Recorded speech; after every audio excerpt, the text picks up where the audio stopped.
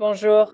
Dans cette vidéo, je vais faire une comparaison du capteur de fréquence cardiaque sur Garmin ainsi que sur la montre Huawei et l'Apple Watch.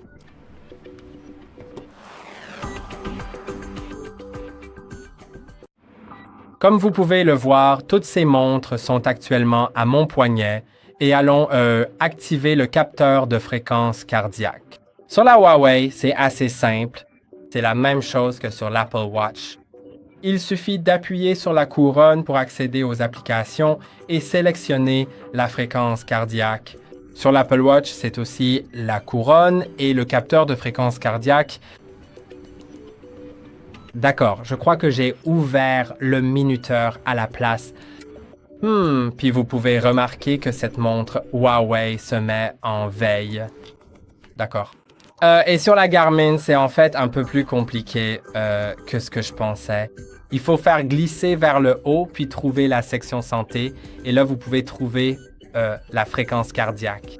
Mais oui, une fois que vous savez où c'est, ce n'est probablement pas si difficile. Et maintenant, on peut voir qu'elle mesure toutes. Je vais essayer de rester immobile et silencieux.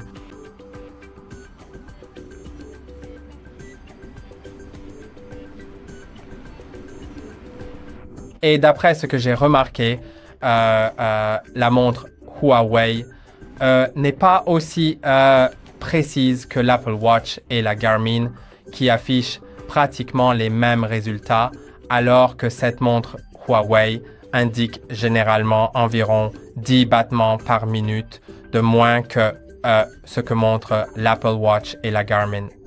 Et aussi, j'ai confiance en l'Apple Watch et la Garmin et je ne fais pas vraiment autant confiance à la montre Huawei en me basant sur les avis concernant ces appareils. Voilà à quoi ça ressemble. Dans toutes celles-ci, vous pouvez faire défiler vers le bas MMH dans la Huawei. Il y aura un graphique concernant toute votre journée ou la moyenne des 7 derniers jours. Vous pouvez tout voir ici. Sur l'Apple Watch, vous pouvez faire défiler vers le bas pour trouver votre plage d'aujourd'hui, ainsi que le rythme au repos et la moyenne en marchant. Je n'ai pas vraiment porté cette montre pendant que je marchais parce que j'avais été déchargé, mais oui, c'est bien là. Et sur la Garmin, vous pouvez trouver aussi deux choses différentes. Le graphique des 4 dernières heures, ainsi que la moyenne du rythme cardiaque au repos sur 7 jours.